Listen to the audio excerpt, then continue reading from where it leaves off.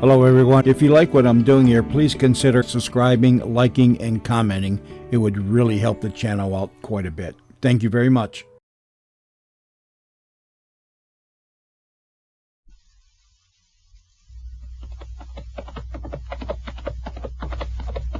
Across the rugged Indian territory rides a tall young man on a mission of mercy. His medical bag strapped on one hip, his six-shooter on the other. This is Dr. Six Gun.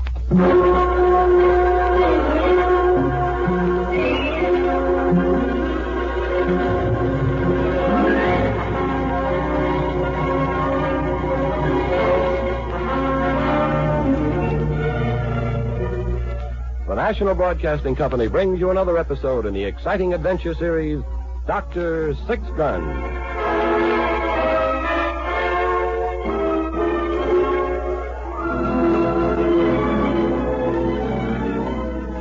Gray Matson, M.D., was the gun-toting frontier doctor who roamed the length and breadth of the old Indian territory. Friend and physician to white man and Indian alike, the symbol of justice and mercy in the lawless west of the 1870s, this legendary figure was known to all as Dr. Six Gun.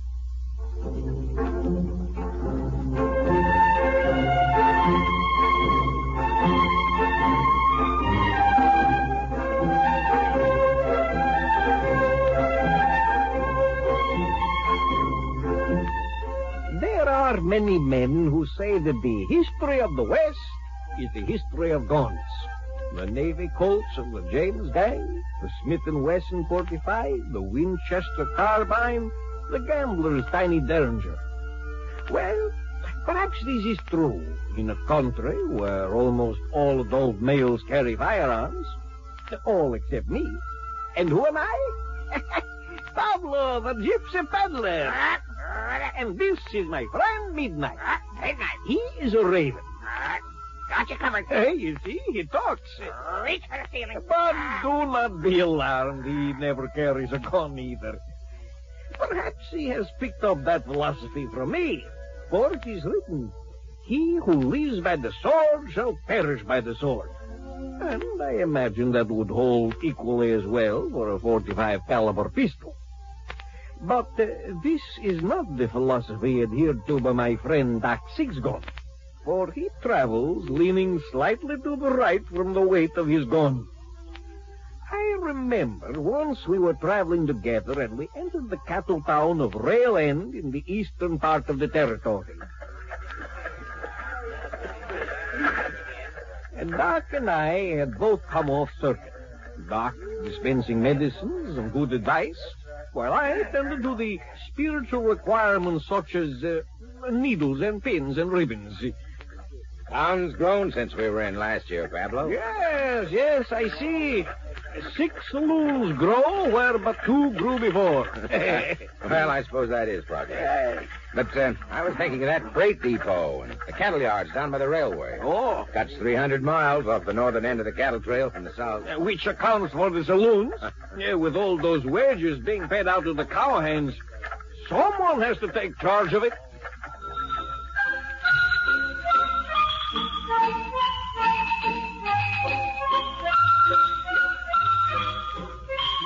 We surveyed the street and picked out an imposing edifice with a gold-lettered sign across the entrance which read, The Cattle Palace.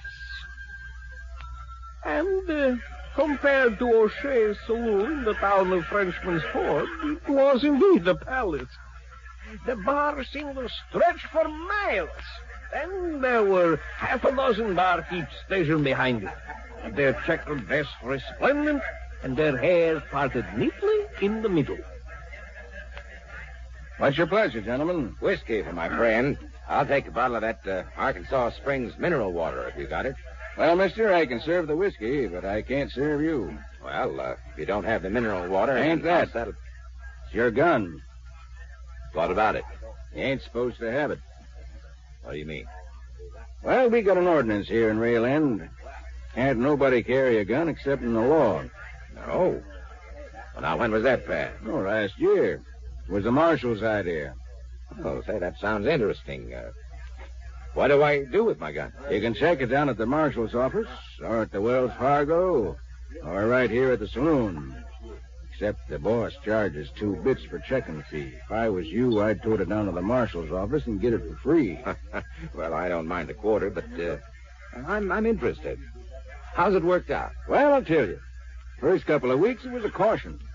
Seemed like when you took a gun away from any one of them cowpokes traveling through, he felt like he was losing his pants. Yeah, I suppose so. Anybody get hurt? Yep. 1 or 2 unidentified corpses got planted out on Boot Hill with bullets in their eyes. Marshal Landers is a right capable man with firearms. Does the marshal find it's cut down on the gunplay? Better ask him, mister. He's right up there, leaning on the bar. The bald fella by the spittoon. Oh, yes. Well, here's my gun. And here's my 2 bits.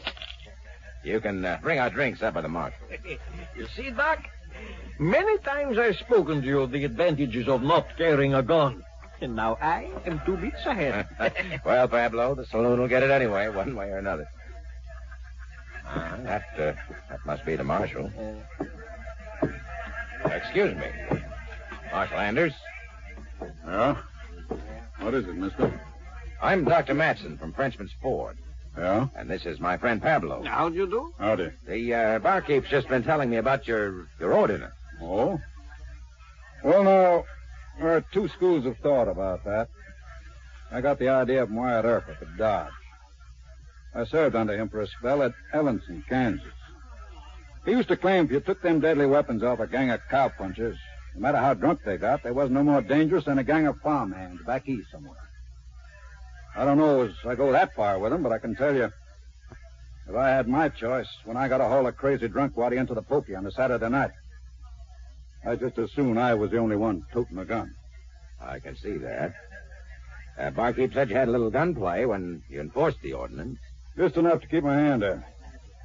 I tell you, Doctor, there's nothing so comforting to a peace officer as to know he can walk down the street with a pretty good chance of getting to the end of it without a slug in his back.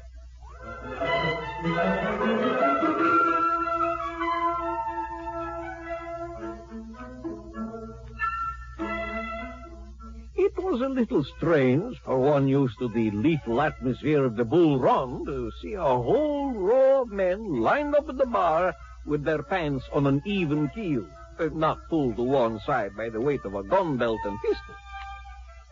It was about 11 o'clock in the evening when we saw a practical demonstration of the rail end ordinance at work. There was a crash and a clatter outside. The swinging doors burst open, and in the doorway stood a man wavering slightly on his high-heel boots, his hat on the back of his head, and bulking large at each hip, a gun. I'm wild and I'm woolly and I'm full of fleas and I ain't been curried above the knees. And this here's my night to howl. Eddie, Yes, Mr. Fitzsimmons? get out the back way and look for Marshal Landers. Where should I look, Mr. Fitzsimmons? You know where to look. Try the Silver Horn, Stockman's Rest, not Judd's place. If you can't find him anywhere else, go down to his office and see if he's there. Oh, what do you want I should tell him, Mr. Fitzsimmons? Tell him we got a live one up here with 2 guns as big as life and twice as natural. Now go on, get out. Yes, sir. I'll get him. Expecting trouble, barkeep? Mister, in this business, I'm always expecting trouble. And here it comes. I'm half horse, half alligator. I can walk my weight in Comanches and wrestle a longhorn steer with my bare hands till it calls uncle. And I'll lick the man that says it ain't so. Barkeep, whiskey. Sorry, mister, I can't serve you. What are you talking about? I got money. Here. I got paid off this morning, and I got $12 left, and I ain't to see it gone before dawn. Now, come on now, whiskey, and fill the glass up till it sparkles and twinkles like a pretty girl on a hayride. Sorry, mister, I just can't. Huh? What do you mean? I just can't serve you, that's all. Be as much as my job. Barkeep, you're getting downright insulting. Now, keep your shirt on, Calvin. Now, listen here. I ain't no mood for stalling around.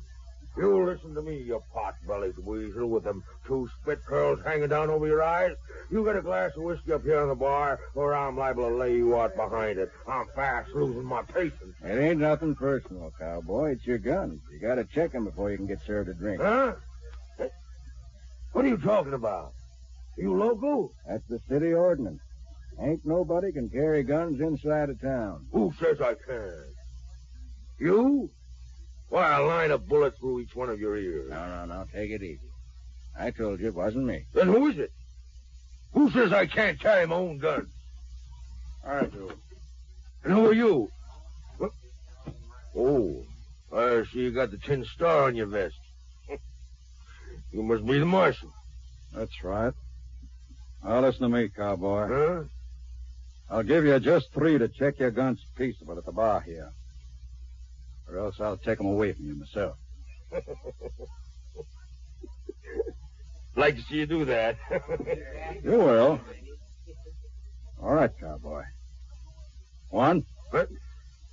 Hey, what kind of a crazy law is that? Man can't carry his own guns? Well, I paid for them myself. 2. Hey, what have we got here in this town? A saloon or a church social? 3.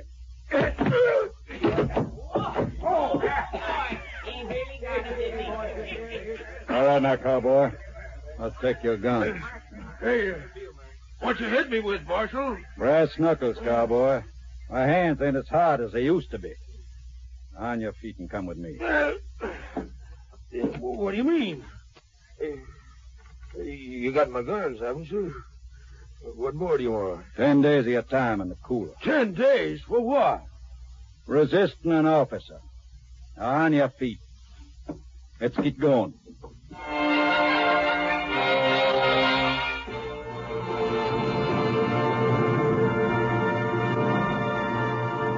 And so the ordinance in the town of Rail End was enforced by Marshal Anders. Doc was very impressed. No, Pablo, that ordinance, that must be the answer. Perhaps the shootings in Frenchman's Ford, or either from some kind of drunken horseplay, or cowpoke with an exaggerated sense of humor. Huh? Why, it's like the Middle Ages, when everybody wore swords and fought all the time. Take the guns away, and they won't be so quick to fight. Oh, you think not, eh? Why, sure. Man doesn't really expect to get hit with a bullet. But he knows darn well that if he gets into a fist fight, he's liable to get a mouthful of knuckles. But, Doc, do you think such an ordinance would work in Frenchman's Ford? I don't know, but I'd sure like to see it tried. I get awful tired of probing for bullets and sewing up wounds. I've got more important things to do.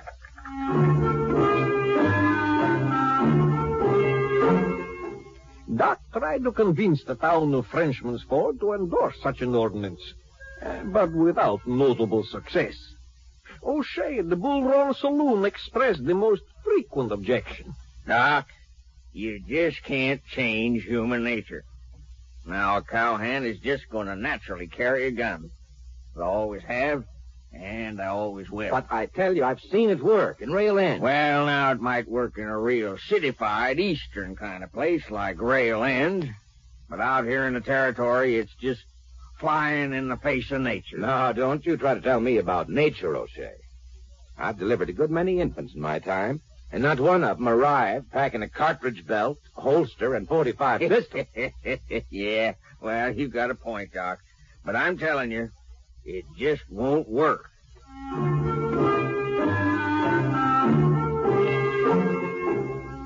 Doc got no help in his campaign. The sheriff, who might be expected to approve such a move, put it this way. Well, now, Doc, you gotta figure it this way. It ain't a man gets himself in trouble with the law. It's the law gets itself in trouble with a man. Oh, now, that's ridiculous, Sheriff. The way I figure it, the less laws there are around here, the less fellas are gonna be tempted to break 'em. Maybe you'd just be afraid to enforce an ordinance like that. Well, maybe you got something there, Doc. I ain't no Wyatt Earp. I ain't no Milton Anders either. I don't care if them crazy cowhands shoot each other full of holes. Just so long as they don't steal no horses or rustle no cows or get fancy ideas about the U.S. mail. Ain't gonna get nowhere around here trying to separate no man from his guns. But still, the bright picture of a revolverless town glimmered before Doc until the whole matter became a town joke and all serious possibility of putting it into effect disappeared. And so the next spring, when Doc and I again rode into the town of Rail End, Doc was a little thoughtful and a little sad. Well, suppose we might as well stop in at the marshal's office and check my gun, Pablo.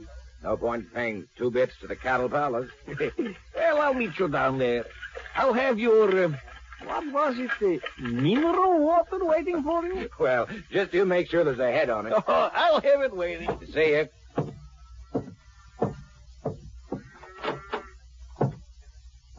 Yes? What can I do for you? I'm looking for the marshal. What do you want with him? Oh, just wanted to say hello and check my gun. I'll take your gun. You deputy? No. Well, where's Marshal Anders? Ain't no such animal. What do you mean? Anders ain't marshal no more. I am. Oh, I hadn't heard that. Happened a month ago. What's your name, mister? Matson. Dr. Matson, Frenchman's Ford. All right, Doc. Just hand over your gun. What happened to Anders? Nothing. He just ain't marshal anymore. Well, here's my gun. If you see Anders, tell him I asked after him, will you? Sure, I will. Just keep your nose clean in my town, Doc. Now, what do you mean by that? Just what it sounds like. You can pick your gun up on the way out of town.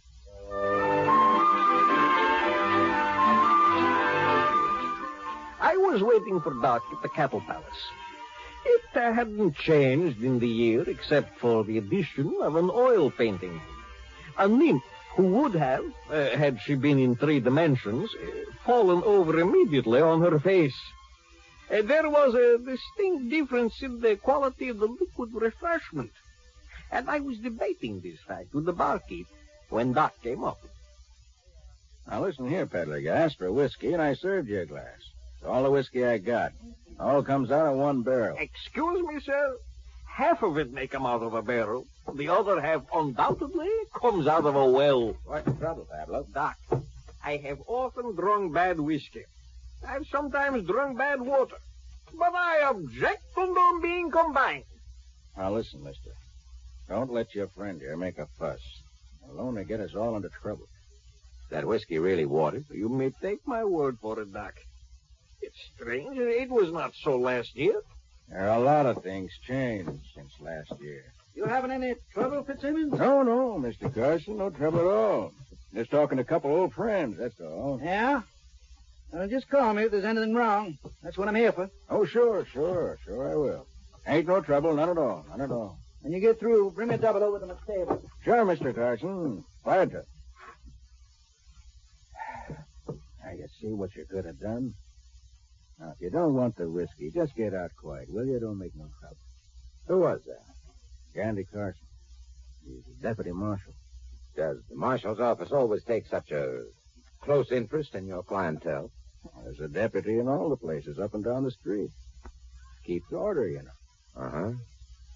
I suppose you're bringing him his drink on the house. Why, sure. And all he does is keep order here in the saloon? Sure, he's a deputy, ain't he? I suppose so. Anyway, he has the star. Say, do you know if Milt Anders is still in town? Now, listen, mister. Will you drink that poison mineral water or whatever you got and take your business across the street to the Stockman's Rest? I got enough trouble. Listen, what happened to Anders? You'll excuse me, gentlemen.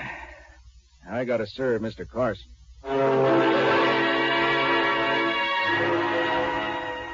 At about 3 o'clock in the morning, Doc and I were sleeping in our room at the hotel. Who's there? Doctor? What's the matter? Somebody sick? Come in. Just a minute. What? Doc, what is it? Someone at the door. Oh, no. What's the matter? Come in, Doctor. Who is that? Milton Anders. Oh, Mr. Anders. Come on in. Anything wrong? Is somebody sick? No. Leastwise, not the way you mean. Well, look, wait a minute. I'll light the lamp. No, don't bother. I heard you was asking for me. That's right. Anything special? Why, no. I just thought I'd say hello. That isn't the impression you gave Cal Benson. You mean the new marshal? That's right. He gave orders to have you run out of town tomorrow morning. What? That's why I came to see you tonight. When you open that door tomorrow morning, there'll probably be a couple of his deputies waiting for you. What for? What charge could he have against me? Practicing medicine without proper qualifications. That's ridiculous. For one thing, I haven't even been practicing medicine in Rail End. And for another, I'm... Save your breath to cool your coffee, Doc. You got a choice. You can either wait and get heaved out tomorrow morning, or ride out with me now. Hey, what is this? What's going on here? We came into this town last year, and, why, it was peaceful as a church. Yeah, that was last year. Well, what happened? Who is this Benson? How'd he get to be marshal? Let's hold that, Doc. I don't know as I can discuss Cal Benson without raising my voice, and I wouldn't want to get overheard right now. But how'd he get to be marshal? That's the way it is with politics, Doc. In Washington, in the territorial capital, Republicans come and go, and so do the Democrats. They take care of their own. That's how I got appointed in the first place. Right now, Benson's in and I'm out. Look, Doc, I suggest you make up your mind whether you're going to leave town on your own steam or on request. Well, I suppose I might as well go with you. Pablo? Oh, I'm with you, Doc. You know, I have been asked to leave places several times in my career, and it is not always a pleasant sensation. Well, let's go then.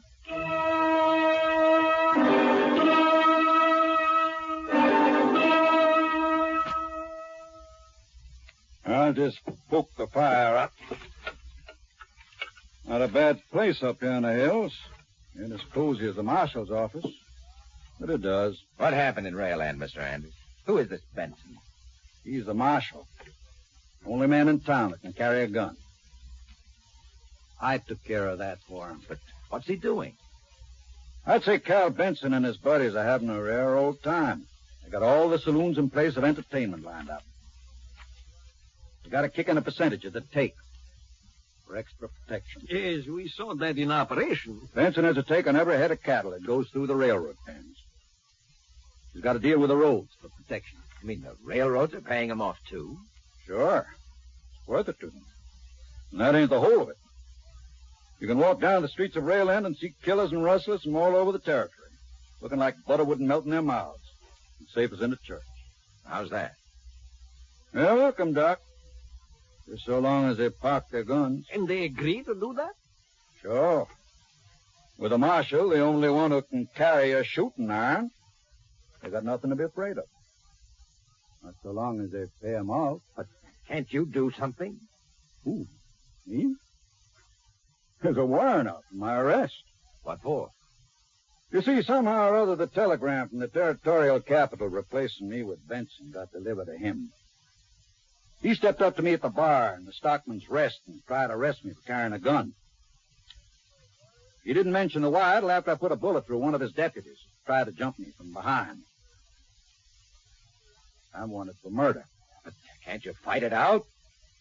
There's a lot of them. And only one me.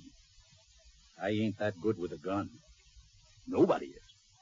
Well, suppose you gave yourself up. They'd have to ship you to the circuit court for trial. Your case would stand up. Doc, it's sure a caution how many prisoners Benson's holding in that jail that suddenly gets shot trying to escape. Oh. I really rigged myself a rabbit trap, Doc. And it's got me by the leg for fair. You mean the ordinance? I remember when I put it through, Lawyer Hendershot told me there was something in the Constitution about the right of the people to bear arms. I told him I wasn't interested in the Constitution. I had to hurl the wild animals to corral. And if I could dehorn them, I was going to. That's the way I looked at it, Doc. I wasn't stepping on nobody's toes but murderers and drunk, peace-breaking cowpokes. Well, you couldn't have foreseen what Benson's doing. Nope, I couldn't. So I just went ahead, didn't I? Funny, ain't it? Very. Oh, I was right in the way, Doc.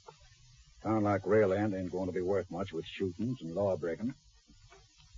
But I reckon I was trying the shortcut, huh? I sure made it easy for Cal Benson. Mr. Anders, what are you going to do? I figure on sneaking down through Texas and shipping out. We're starting in with cattle down in South America. I was to know something about punching cows. I reckon I could learn to do it in Spanish. There must be some way to clean Benson out. I reckon there is, Doc. But it ain't my way. I'll leave it a hand a shot to somebody like that. I messed it up enough. Who would figure just chipping a piece off a thing like a Constitution would end me up chasing longhorns in Argentina?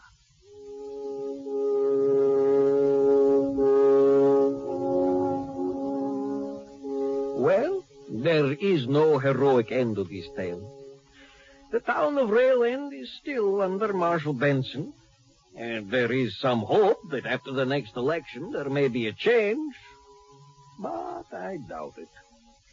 For one thing, the opposition candidate, a young lawyer named Hendershot, was killed by a deputy marshal who claimed he mistook him for a rustler. There was one aftermath. We rode into Frenchman's Ford on a Saturday night and stopped at the Bull Run. There was a gay frolic underway as we entered.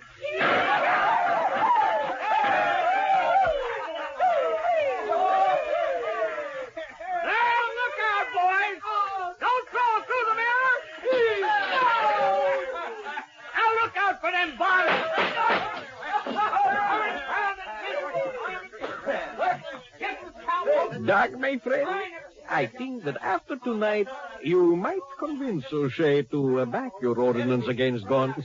No, Pablo, I'm afraid I've lost enthusiasm for that ordinance. Let them carry their guns. Someday they'll put them aside. May not be as easy as taking them away now, but in the long run, that's a pretty sound document, that Constitution. It's worth sewing up a few bullet holes for.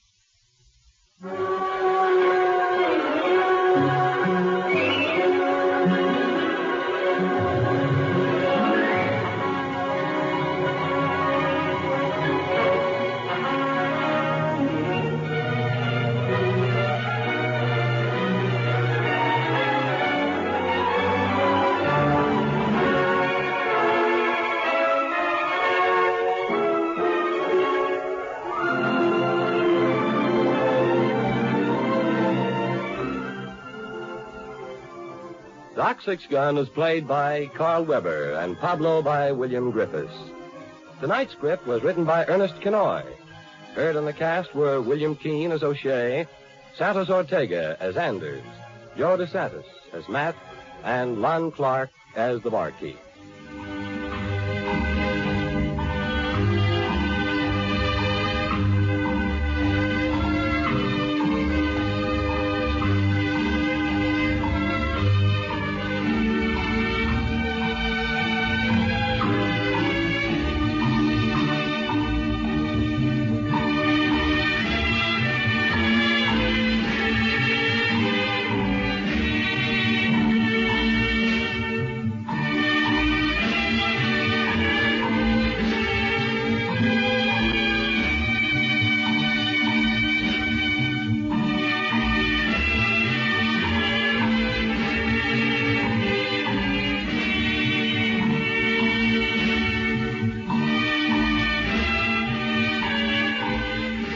Dr. Six-Gun, starring Carl Weber as the frontier doctor, with William Griffiths as Pablo, the wandering gypsy, has come to you through the worldwide facilities of the United States Armed Forces Radio and Television Service.